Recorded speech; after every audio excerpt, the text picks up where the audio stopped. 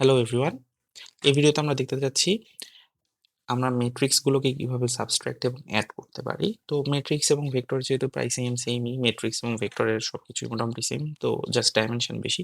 তো আমি এখানে আপনাদেরকে ভেক্টর দিয়ে দেখাচ্ছি, কারণ আমরা একটু আগেই এই ভেক্টর নিয়ে কাজ করেছিলাম, ভেক্টর এ এবং ভেক্টর বি। ওকে, সো আমি কি করতে চাচ্ছি তাহলে, প্রথমে ভেক্টর এ এবং ভেক্টর বি অ্যাড করতে চাচ্ছি।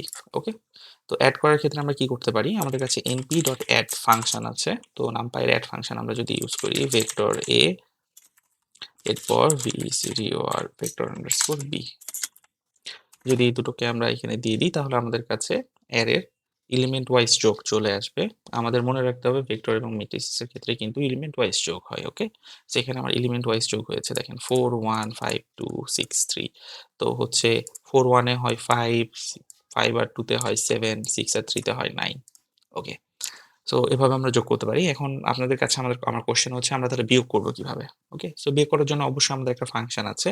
সো আমি আপনারা একটু পজ করুন, ভিডিও পজ করে আপনারা একটু বিয়োগ করার সাবট্রাকশন এর চেষ্টা করে দেখুন সাবট্রাকশন কিভাবে করা যায়। ওকে, আমরা ভিডিওটা শুরু করি তাহলে। এখন np ডট, অনেকের মনে হতে পারে যেহেতু অ্যাড এর ক্ষেত্রে অ্যাড, তাহলে সাবের ক্ষেত্রে হয়তো সাব হবে না, সাবের ক্ষেত্রে সাব হবে না, সাবের ক্ষেত্রে আমাদের সাবট্রাক্ট পুরোটা দেখতে হবে। এরপরে VCTOR ভেক্টর এ এবং VCTOR ভেক্টর বি আমাদেরকে দিতে হবে।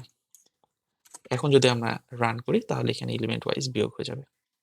ওকে, তো প্রত্যেকটা থেকে প্রত্যেকটা বিয়োগ হয়েছে, যেমন 4 থেকে 1 যদি বাদ যায় তাহলে -3 বা -3, 5 থেকে 2 বাদ গেলে -3, 6 থেকে 3 বাদ গেলে -3। ওকে, থ্যাংক ইউ।